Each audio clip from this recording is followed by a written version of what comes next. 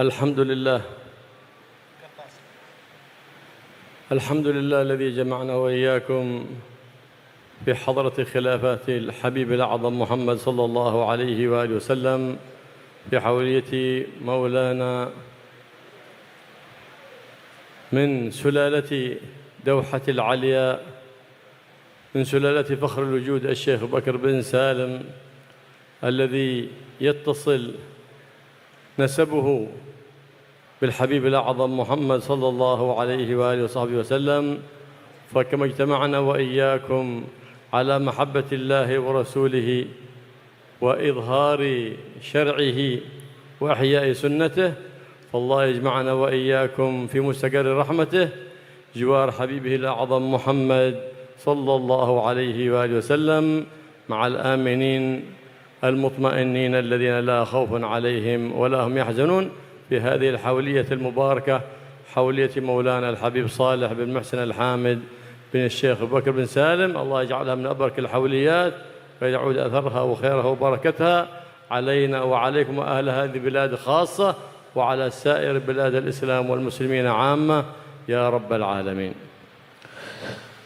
Alhamdulillah, segala puji syukur kehadirat Allah Subhanahu wa taala yang telah mengumpulkan kita dalam satu kalimat tauhid yang dibawa oleh Nabi besar Muhammad sallallahu alaihi wasallam dalam perayaan haul daripada salah satu di antara cucu dari seorang wali min auliyaillah, yaitu adalah Syekh Abi Bakar bin Salim Al-Habib Saleh bin Muhsin Al-Hamid. Mudah-mudahan Allah Subhanahu wa taala mengumpulkan kita pada saat ini dalam kecintaan, di dalam lingkup kecintaan kepada Allah Subhanahu wa taala, lingkup kecintaan kepada Rasulullah sallallahu alaihi wa alihi wasallam, dan mudah-mudahan nantinya kita dikumpulkan oleh Allah Subhanahu wa taala kelak nanti di hari kiamat bersama dengan mereka, bersama dengan orang-orang alladzina la khaufun alaihim wa la hum yahzanun, orang yang tidak ada rasa takut dan tidak ada rasa kesedihan di sisi Allah Subhanahu wa taala. Dan Allah menjadikan haul pada pagi hari ini dijadikan haul yang paling barakah, diberikan keberkahan oleh Allah Subhanahu wa taala, dan manfaatnya akan merata umum kepada seluruh daripada kaum muslimin. Tempat yang dekat dengan daerah ini ataupun yang jauh, seluruhnya mendapatkan keberkahan dan manfaat daripada haul ini. والحبيب صالح بن محسن ثبت على قدم الرسول محمد صلى الله عليه وآله وصحبه وسلم، مضى عمره في الدعوة إلى الله وفي إصلاح ذات البين، فأدرك كل خير، خير الدنيا وخير الآخرة، تعلق بالباقي فبقي ذكره باقي، وهكذا كل من تعلق بالباقي بقي ذكره باقي، ومن تعلق بالفاني انتسى ولم يذكر ذكره إلا بذكر الفاني. فالله يجعلنا وإياكم من المتقين المتعلقين بحبيبنا محمد صلى الله عليه وسلم وبخلفائه، ولن يكون أحد من خلفاء النبي محمد إلا إذا لازم التقوى، ومن يلازم التقوى يدرك الخير، يجعل الله له في قلبه فرقان يفرق به بين الحق والباطل بلزوم التقوى. لما سئل الحبيب صالح عن استجابة دعوته، بمجرد ما يقول يا رب يستجيب الله دعاءه، قال لأني إذا ما أذيت ربي بشيء، قال لأنه إذا قاله الله افعل قال مرحبا، لا تفعل قال مرحبا. وهذا هو تقوى الله، تقوى الله مرحبا، افعل مرحبا، لا تفعل مرحبا، هذا لزوم التقوى. فمن لازم التقوى يبشر بخير الدنيا وخير الأخرى، ومن خالف التقوى تغشته الندامة في الدنيا وفي الأخرى، نسأل الله العافية والسلامة. ولن يلتزم العبد التقوى إلا إذا تعلم شرع النبي محمد صلى الله عليه وعلى آله وصحبه وسلم، فيتعرف على حقوق الوالدين فيؤديها، على حقوق الأرحام فيؤديها، على حقوق الجيران فيؤديها، فيتعرف على كل خير. لو رأينا أبواب الخير كلها لن نجد لها إلا مفتاح واحد وهو العلم. المتصل بسيد العلماء محمد صلى الله عليه وسلم. وإذا رأينا أبواب الشر كلها لن ترى لها مفتاح إلا واحد، وهو الجهل. وما هو الجهل؟ البعد عن النبي محمد صلى الله عليه وآله وسلم. Nah, Al-Habib Saleh radhiyallahu taala anhu, beliau adalah seorang dari keturunan Rasulullah sallallahu alaihi wasallam yang kokoh di dalam ajaran Nabi besar Muhammad sallallahu alaihi wasallam. Seseorang yang benar-benar saleh, seseorang yang memperbaiki dan mendamaikan siapapun yang berselisih di antara daripada mereka. Beliau Al-Habib Saleh namanya dikenang oleh Allah Subhanahu wa taala karena beliau mempunyai ikatan dengan Maha Kekal, yaitu Allah Subhanahu wa taala. Itulah orang yang punya kaitan dengan yang Maha Kekal, yaitu Allah, maka namanya pun akan dikekalkan oleh Allah Subhanahu wa taala. Mereka adalah orang-orang yang dekat dengan Allah Subhanahu wa taala. Mereka adalah orang-orang yang mempunyai satu jalan yang sampai akhir zaman jalan tersebut akan menjadi jalan untuk bisa mendapatkan keridhaan Allah, yaitu adalah bertakwa kepada Allah Subhanahu wa taala. Mereka adalah orang-orang yang mengikuti jalan takwa yang diajarkan oleh Nabi besar Muhammad sallallahu alaihi wa alihi wasallam. Dengan ketakwaan tersebut, maka mereka akan bisa membedakan mana hak, mana yang batil, sehingga jalan yang hak akan diikuti dan jalan yang batil akan dijauhi. Mereka adalah orang-orang yang apabila mengangkat tangannya seperti Al-Habib Saleh, begitu beliau mengangkat tangan, maka Allah Subhanahu wa taala akan mengkabulkan daripada doa beliau. Ketika beliau ditanya, "Ya Habib, apa penyebab, apa rahasia Allah Subhanahu wa taala menjawab daripada doa-doamu?" Beliau mengatakan, "Ya, penyebabnya yaitu adalah takwa kepada Allah. Yaitu ketika Allah Subhanahu wa taala berkata kepadaku, 'If'al', kerjakan, maka aku berkata, 'Marhaba', siap. Ketika Allah mengatakan, 'La taf'al', jangan kamu kerjakan, maka dia pun juga mengatakan, 'Marhaba', siap.' Maka sesungguhnya makna daripada ketakwaan yaitu adalah kalimat marhaba, yaitu adalah siap di dalam seluruh perintah Allah Subhanahu wa taala dan siap untuk menjauhi dari berbagai macam larangan-larangan Allah Subhanahu wa taala. Maka orang-orang yang seperti begini, mereka lah orang-orang yang mendapatkan kebaikan di dunia dan di akhirat. Mereka adalah orang-orang yang dicintai oleh Allah Subhanahu wa taala. Mereka adalah orang-orang yang dicintai oleh Nabi besar Muhammad sallallahu alaihi wa alihi wasallam. Oleh karena itu tidak ada satu kata yang pantas buat diri kita untuk bisa menjelajahi dan mengikuti daripada jalan mereka kecuali adalah kalimat bertakwa kepada Allah Subhanahu wa taala. وكان في الزمان الماضي أبناء يلزمون الآباء،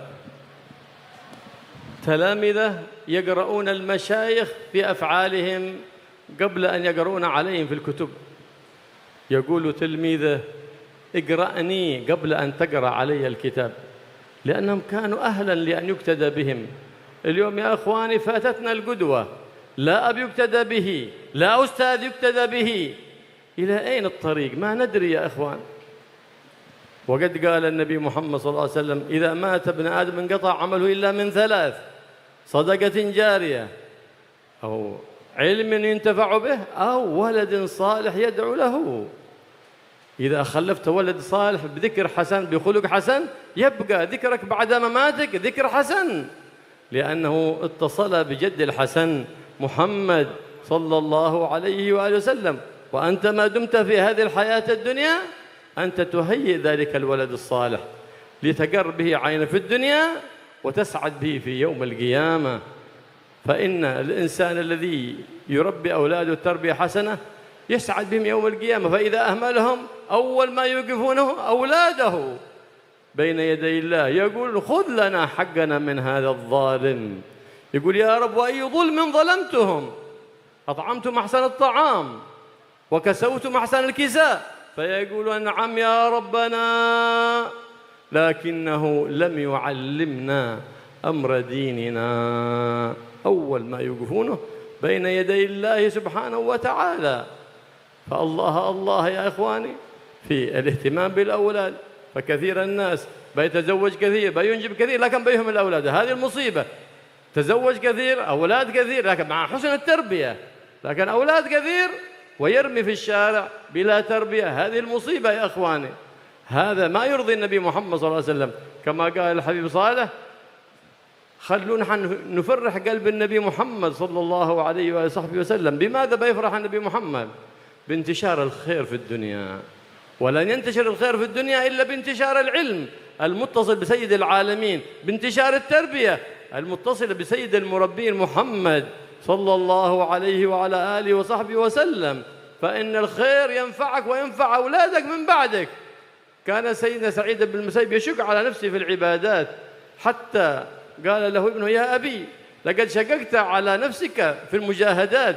فقال: يا ولدي من أجلك يا ولدي، من أجلك، لأنه إذا كان صالحا يحفظ الله صلاح ذلك الأب في أبنائه في ذريته. فالله يوفقنا وإياكم للزلم طريق الصلاح. والصالح من هو الصالح؟ من هو الصالح؟ القائم بحقوق العباد وحقوق رب العباد، هذا هو الصالح. فلا يصلح أن نقول أحد صالح والناس لا يسلمون من فعله ولا من قوله، لا يسمى صالح. هذا صالح للنار لا صالح للجنة. وكذلك الولي لا يصطفيه الله إلا بقلب سليم. أما إذا هو في قلب لئيم فهو ولي، لكن ولي الشيطان لا ولي الرحمن. أما أولياء الرحمن الذين اصطفوا واصطفوا خطبهم الله سبحانه وتعالى، فرزقهم الله قلوب طاهرة، رزقهم الله حسن ظن به سبحانه وتعالى وبحبيب محمد وبعباده سبحانه وتعالى، رزقهم الله الرحمة بالمسلمين. هؤلاء هم أولياء الله، هؤلاء هم أحباب الله. فهكذا على المسلم أن يعتني بإخوانه المسلمين. النبي محمد صلى الله عليه وسلم: ليس منا من لم يهتم بأمر المسلمين. إنسان يعرف إخوانه في أماكن يؤذون أو يحل عليهم النكال، يجب عليه أن يقوم بهمة للدعاء يا إخواني، فإن الأمة في حاجة للدعاء. الذي يبخل بالدعاء هو أبخل البخلاء. يدعو الإخوان المسلمين أينما كانوا وحيثما كانوا أن ينصرهم على أعداء الدين وأعداء المسلمين، أينما كانوا وحيثما كانوا. قال السلف الصالح: من قال صباحا ومساء 10 مرات أصلح الله أمور المسلمين، صرف الله شر المؤذين، أعطي ثواب مجاهد في سبيل الله سبحانه وتعالى. لماذا؟ لأنه قلبه متعلق بصلاح المسلمين. واليوم يا أخواننا المسلمين يؤذون ونحن ما رفعنا حتى بقنوت النازلة أيدينا إلى الله. نعم، من حين ما يصبح الصباح يفتح النت ليسمع الأخبار، هذا من الفضول. أما المحبة للمسلمين أن تقوم آخر الليل تقول: يا رب يا رب انصر أمة مولانا محمد، أصلح أمة مولانا محمد، فرج عن أمة مولانا محمد. هكذا المسلم الذي يهتم بأمة مولانا محمد. فالله يجعلنا وإياكم من خيار أمة النبي محمد صلى الله عليه وسلم، ولا يصرفنا من هذه الحولية إلا بذنوب مغفورة وأحوال مرضية يا رب العالمين. وينصر أمة مولانا محمد على أعدائهم أعداء الدين، ولا يرينا في وجه كافر عزة ولا في وجه مؤمن ذلة يا رب العالمين. يصلح الإمام والأمة والراعي والرعية، ويطفينا الفتن ما ظهر منها وبطن، ويصلح هذه البلاد وسائر بلاد الإسلام المسلمين بجاه النبي محمد الرؤوف الرحيم. وجزا الله الخير القائمين في هذا المقام، والله يبقى هذا المقام حبيبنا صالح دائما معمورا بالخيرات والبركات إلى يوم الدين بجاه النبي محمد الرؤوف الرحيم صلى الله عليه وآله وصحبه وسلم، والحمد لله رب العالمين. Beliau mengatakan bahwa sesungguhnya yang namanya ketakwaan tersebut akan bisa terwujudkan apabila kita mempunyai ilmu. Ilmu yang telah dibawa dan diajarkan oleh Nabi besar Muhammad SAW. Ilmu yang mengajarkan kepada kita untuk beramal sehingga kita bisa untuk menyambung tali silaturahim antara yang satu dengan yang lainnya, bisa untuk berbakti kepada kedua orang tua, dan sesungguhnya ketakwaan tersebut itu akan terputus dan akan hilang pintu ketakwaan apabila ada yang namanya kebodohan. Kebodohan dari syariat Nabi besar Muhammad sallallahu alaihi wa alihi wasallam. Dan untuk bisa melahirkan daripada ilmu-ilmu yang bermanfaat tersebut itu, maka bagi seluruh daripada para asatid, mereka yang mengajarkan ilmu, hendaklah mereka membiasakan kepada murid tersebut sebelum mengajarkan kepada mereka tentang pembacaan kitab, ajarkan kepada mereka untuk membaca diri anda sebagai seorang ustaz. Katakan kepada anak anda, katakan kepada murid anda, agri'ni, bacalah saya. Bagaimana keadaan saya, bagaimana sholat saya, bagaimana kepribadian saya. Itulah adalah ilmu yang pertama yang harus kita ajarkan kepada mereka, anak-anak didik kita. Sehingga mereka akan terbiasa untuk melihat hal-hal yang baik. Zikrun hasan, penyebutan yang baik, karena bersambung dengan Sayyidul Hasan, Jaddul Hasan, Nabi besar Muhammad sallallahu alaihi wa ala alihi wasallam. Ma'asyiral hadirin, jamaah yang dirahmati oleh Allah Subhanahu wa taala. Dan untuk bisa menjadikan diri kita adalah orang-orang yang mampu melahirkan daripada ilmu, pertama kali yang perlu untuk kita ajarkan mereka adalah anak-anak kita. Karena sesungguhnya kita nanti di hari kiamat, pertama kali yang akan menuntut kita itu tadi adalah anak-anak kita. Rasulullah sallallahu alaihi wa alihi wasallam ketika menyebutkan di antara salah satu dari 3 hal yang tidak akan terputus amalannya dan pahalanya kelak nanti di hari kiamat walaupun orangnya sudah meninggal, yaitu adalah ilmu yang bermanfaat yang diajarkan khususnya kepada anak-anak kita. Karena anak-anak kita nanti di hari kiamat ketika dikumpulkan oleh Allah Subhanahu wa taala, maka mereka bisa jadi adalah orang yang akan menuntut kita kelak nanti di hari kiamat. Mereka akan berkata, ya Allah, saya tidak memahami syariat, saya tidak melaksanakan daripada kebaikan dan ketakwaan karena kedua orang tua saya tidaklah melaksanakan kewajiban yang harus dia laksanakan. Kemudian orang tuanya didatangkan dan dia pun berkata, ya Allah, aku telah memberikan makan kepada anakku, aku telah memberikan sandang, pangan, papan dan semuanya.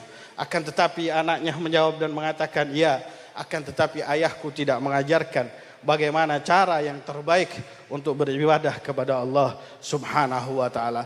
Sehingga anak tersebut melaknat daripada kedua orang tuanya dan kedua-duanya dimasukkan ke dalam neraka Allah Subhanahu wa taala. Banyak fenomena zaman sekarang, orang yang menikah dan terkadang menikah banyak, bukan hanya 1 tapi 2, 3. Kadang mempunyai anak. Menikah banyak itu ya tanggung jawabnya justru lebih besar. Apalagi kalau anda mempunyai anak yang banyak. Semuanya itu akan menjadi beban buat kita kelak nanti di hari kiamat. Nanti kita akan ditanya satu persatu dari perbuatan anak-anak kita. Buatlah diri kita. Al-Habib Saleh bin Muhsin Al-Hamid beliau pernah berkata, jadikan diri kita adalah orang-orang yang menyenangkan hati Rasulullah sallallahu alaihi wa alihi wasallam dengan menyebarkan daripada syariat-syariat Allah Subhanahu wa taala, syariat Nabi besar Muhammad sallallahu alaihi wasallam khususnya kepada keluarga kita. Ajari mereka kebaikan, ajari mereka ilmu, ajari daripada mereka tentang bagaimana berakhlakul karimah dengan sebaik-baiknya. Ada seorang ulama, beliau bermujahadah. Beliau melaksanakan amal ibadah yang sangat luar biasa, mencari ilmu sangat luar biasa, sehingga anaknya melihat ayahnya tersebut yang bermujahadah yang begitu luar biasa.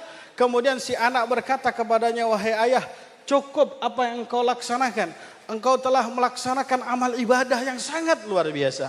Kemudian si ayah tadi mengatakan, wahai anakku, sesungguhnya aku melaksanakan ini semuanya hanya untuk dirimu, hanya untuk dirimu. Artinya ketika aku berbuat baik dan aku melaksanakan ketakwaan di sisi Allah, otomatis hal tersebut akan mengalir kebaikannya terhadap diriku, dan Allah Subhanahu wa taala pun tidak akan melupakan daripada anak-anakku nantinya kelak akan bisa mengikuti daripada ajaran yang telah aku laksanakan. Oleh karena itu, ma'asyiral hadirin, jadilah kita adalah orang-orang yang seperti Al-Habib Saleh, yaitu adalah orang yang soleh, yang menunaikan daripada hak-hak kewajiban daripada diri kita, menunaikan hak-hak kewajiban yang harus kita laksanakan demi daripada anak-anak kita dan keluarga kita. Dan kemudian beliau mengatakan bahwa sesungguhnya siapakah orang yang soleh tersebut itu?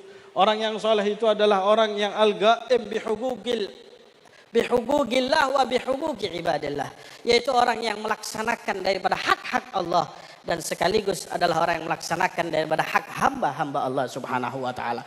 Dan orang yang soleh yang akan menyebabkan dirinya adalah seorang wali min auliyaillah, yaitu adalah mereka orang-orang yang mempunyai galbun salim, yaitu adalah hati yang selamat. Mereka para aulia Allah Subhanahu wa taala, mereka tidak ada di dalam hatinya rasa kebencian, rasa hasud.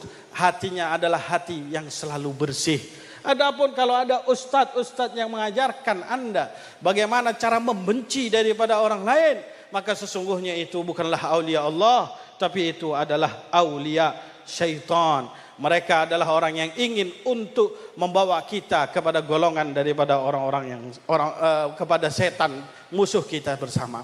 Orang para wali adalah orang-orang yang mempunyai hati yang bersih, yang berisi daripada rahmat, bahkan rahmat kepada seluruh daripada umat Nabi besar Muhammad sallallahu alaihi wa alihi wasallam. Mempunyai rasa rahmat kepada mereka orang-orang yang tengah, khususnya di antara kaum muslimin yang terkena musibah di antara mereka. Bukankah Rasulullah sallallahu alaihi wasallam beliau mengatakan, "Man lam yahtam bi amril muslimin falaysa minhum." Barang siapa yang tidak memperhatikan dengan perkara daripada kaum muslimin, maka mereka itu bukanlah bagian di antara kaum muslimin. Oleh karena itu, ketika kita melihat berbagai macam bencana, apa yang terjadi dari peperangan yang perlu kita laksanakan, penting di antara seluruh daripada kepentingan yaitu adalah doa kepada Allah Subhanahu wa taala. Kalau kita sudah tidak mau untuk mendoakan daripada mereka, maka itu adalah tanda bahwa kita adalah orang yang paling kikir di antara orang-orang pelit yang pernah ada di dunia ini.